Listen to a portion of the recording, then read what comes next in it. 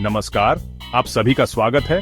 आज 16 फरवरी 2025 का दिन है और हम लेकर आए हैं देश दुनिया की सबसे बड़ी और ताजा खबरें जो आपके लिए बहुत काम की हैं। लेकिन आज की यह वीडियो खास होने वाली है क्योंकि आपके लिए है एक मजेदार सवाल जिसमें सही जवाब देने वाले को मिलेगा एक खास इनाम। सवाल, भारत का सबसे ऊंचा पर्वत कौन सा है? 1 नंदा देवी, 2 कंचनजंगा, 3 माउंट एवरेस्ट, 4 धौलागिरी। अपना जवाब नीचे कमेंट करें और सही जवाब देने वाले लकी विजेता को मिलेगा एक खास गिफ्ट। तो बिना देरी किए चलिए शुरू करते हैं आज की सबसे पहली बड़ी खबर। दिल्ली में आज बादल छाए रहने की संभावना, तापमान में गिरावट। दिल्ली और उसके आसपास के इलाकों में आज मौसम में बदलाव देखने को मिल सकता है। मौसम विभाग के अनुसार आज पूरे दिन बादल छाए रहने की संभावना है, जिससे तापमान में थोड़ी गिरावट दर्ज की जा सकती है। अधिकतम तापमान 28.62 डिग्री सेल्सियस और न्यूनतम तापमान 12.05 डिग्री सेल्सियस रहने की उम्मीद है। पिछले कुछ दिनों से दिल्ली में मौसम साफ था, लेकिन पश्चिमी विक्षोभ के कारण मौसम में यह बदलाव आया है। इस बदलाव से लोगों को गर्मी से थोड़ी राहत मिल सकती है, लेकिन सुबह और शाम के समय ठंड का एहसास बना रहेगा। मौसम विभाग ने लोगों को सलाह दी है कि वे बदलते मौसम के अनुसार सावधानी बरतें। बढ़ते हैं अगली खबर की तरफ। हरियाणा निकाय चुनाव नाम कटने पर मंत्री अनिल विज नाराज, विदेश जाने की धमकी।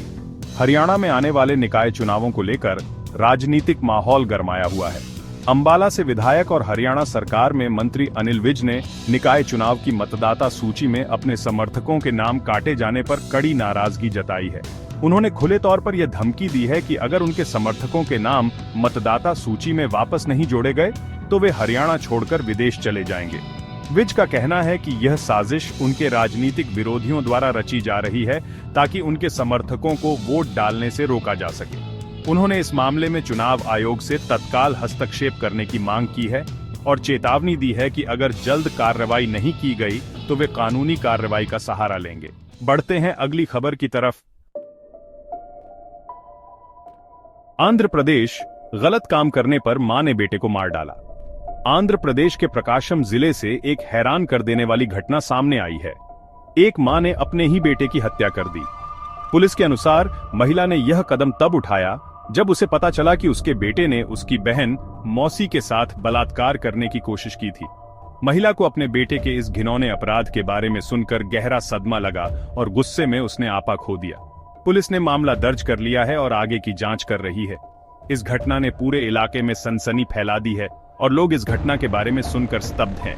यह घटना समाज में बढ़ते अपराधों और नैतिक मूल्यों के पतन की ओर इशारा करती है। बढ़ते हैं अगली खबर की तरफ। अमेरिका से अवैध प्रवासियों का जत्था भारत पहुंचा। संयुक्त राज्य अमेरिका से अवैध रूप से रह रहे भारतीय नागरिकों का एक जत्था आज भारत पहुंचा। कुल 119 लोगों को डिपोर्ट करके वापस भेजा गया है, जिनमें ज्यादातर पंजाब और हरियाणा राज्यों के रहने वाले हैं। इन लोगों को अमेरिका में अवैध रूप से रहने और वीजा नियमों का उल्लंघन करने के आरोप में पकड़ा गया था। डिपोर्ट किए गए लोगों को दिल्ली के इंदिरा गांधी अंतर्राष्ट्रीय हवाई अड्डे पर उतारा गया, जहां से उन्हें उनके गृह राज्यों के लिए रवाना कर दिया गया। अमेरिका में अवैध प्रवासियों के खिलाफ कार्रवाई तेज हो गई है और आने वाले दिनों में और भी लोगों को भारत वापस भेजा जा सकता है। ये घटना उन लोगों के लिए एक सबक है जो गैरकानूनी तरीके से विदेश जाने की कोशिश करते हैं। बढ़ते हैं अगली खबर की तरफ। रूस यूक्रेन युद्ध, क्या बातचीत से निकलेगा कोई हल? रूस और यूक्रेन के बीच चल रहा युद्ध एक गंभीर मोड़ पर पहुंच गया है। हाल ही में चेर्नोबिल परमाणु ऊर्जा संयंत्र पर हुए ड्रोन हमले के बाद स्थिति और भी चिंताजनक हो गई है, जिससे परमाणु आपदा का खतरा मंडरा रहा है।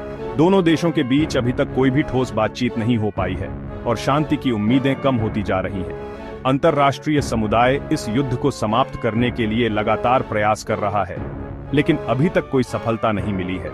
युद्ध के कारण यूक्रेन में भारी तबाही हुई है और लाखों लोग बेघर हो गए हैं। रूस पर कई तरह के आर्थिक प्रतिबंध लगाए गए हैं, लेकिन इसका युद्ध पर कोई खास असर नहीं दिख रहा है। बढ़ते हैं अगली खबर की तरफ। पीएम मोदी का स्पष्ट संदेश, भारत शांति के साथ।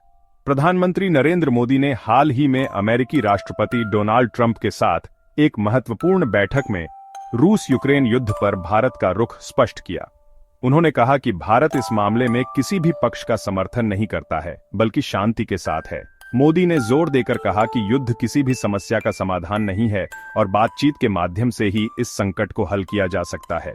उन्होंने अंतर्राष्ट्रीय समुदाय से भी अपील की कि वे दोनों देशों के बीच शांति स्थापित करने के लिए मिलकर काम करें। भारत का यह रुख वैश्विक स्तर पर सराहा जा रहा है, क्योंकि भारत हमेशा से ही शांति और अहिंसा का समर्थक रहा है। बढ़ते हैं अगली खबर की तरफ। नागालैंड लॉटरी सांबद, आज 1 करोड़ रुपए का इनाम। नागालैंड राज्य लॉटरी सांबद के आज के नतीजे घोषित किए जाएंगे। इस लॉटरी में भाग लेने वाले लोगों के लिए आज का दिन बहुत महत्वपूर्ण है, क्योंकि आज 1 करोड़ रुपए का पहला इनाम घोषित किया जाएगा। नागालैंड लॉटरी भारत में लोकप्रिय लॉटरी में से एक है और यह हर रोज आयोजित की जाती है। लॉटरी के नतीजे ऑनलाइन और नागालैंड लॉटरी की आधिकारिक वेबसाइट पर देखे जा सकते हैं। इस लॉटरी में भाग लेने वाले लोग अपनी किस्मत आजमाते हैं और जीतने वाले लोगों को भारी इनाम मिलता है। नागालैंड लॉटरी राज्य सरकार द्वारा चलाई जाती है और इससे होने वाली आय का उपयोग राज्य के विकास कार्यों में किया जाता है। बढ़ते हैं अगली खबर की तरफ। लखनऊ में आज छाए रहेंगे बादल। उत्तर प्रदेश की राजधानी लखनऊ में आज मौसम में बदलाव देखने को मिलेगा। मौसम विभाग के अनुसार आज पूरे दिन बादल छाए रहने की संभावना है। अधिकतम तापमान 29.57 डिग्री सेल्सियस रहने की उम्मीद है। बादलों के कारण तापमान में थोड़ी गिरावट आ सकती है, जिससे लोगों को गर्मी से राहत मिलेगी। हालांकि उमस का स्तर थोड़ा बढ़ सकता है। मौसम विभाग ने लोगों को सलाह दी है कि वे बदलते मौसम के अनुसार सावधानी बरतें और अपने स्वास्थ्य का ध्यान रखें। बढ़ते हैं अगली खबर की तरफ। कानपुर में आज आसमान साफ रहेगा। कानपुर शहर में आज मौसम साफ रहने की संभावना है। मौसम विभाग के अनुसार आज आसमान में बादल नहीं छाएंगे और धूप खिली रहेगी। अधिकतम तापमान 29.36 डिग्री सेल्सियस रहने की उम्मीद है, जिससे लोगों को गर्मी का एहसास हो सकता है। सुबह के समय हल्की ठंडक रहेगी, लेकिन दिन चढ़ने के साथ तापमान में वृद्धि होगी। मौसम विभाग ने लोगों को सलाह दी है कि वे गर्मी से बचने के लिए पर्याप्त पानी पिएं और धूप में निकलने से बचें। बढ़ते हैं अगली खबर की तरफ। पटना में आज आसमान साफ रहेगा। बिहार की राजधानी पटना में आज मौसम साफ रहने का अनुमान है। मौसम विभाग के मुताबिक आज आसमान में बादल नहीं रहेंगे और धूप खिली रहेगी, जिससे तापमान में बढ़ोतरी हो सकती है। अधिकतम तापमान 28.7 डिग्री सेल्सियस तक पहुंचने की संभावना है। लोगों को गर्मी से राहत पाने के लिए सावधानी बरतने की सलाह दी जाती है। सुबह और शाम के समय मौसम थोड़ा सुहावना रहेगा। बढ़ते हैं अगली खबर की तरफ। बेंगलुरु का मौसम। बेंगलुरु शहर में आज बादल छाए रहने की संभावना है।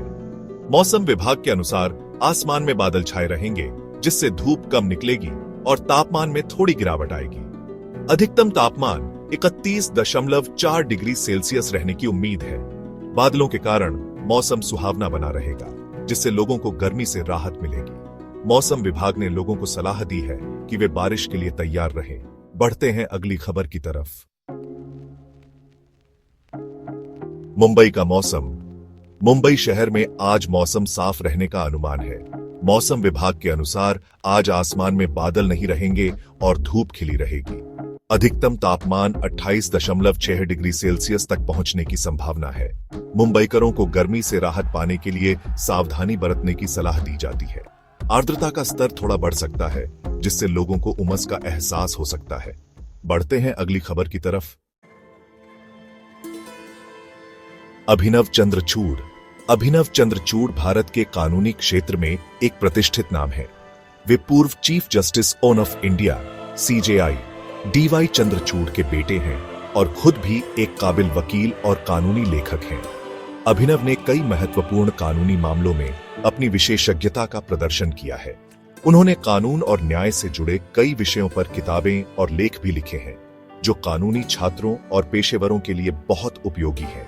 अभिनव चंद्रचूड़ युवा वकीलों के लिए प्रेरणा स्रोत हैं और उन्होंने अपने काम से कानूनी क्षेत्र में एक अलग पहचान बनाई है।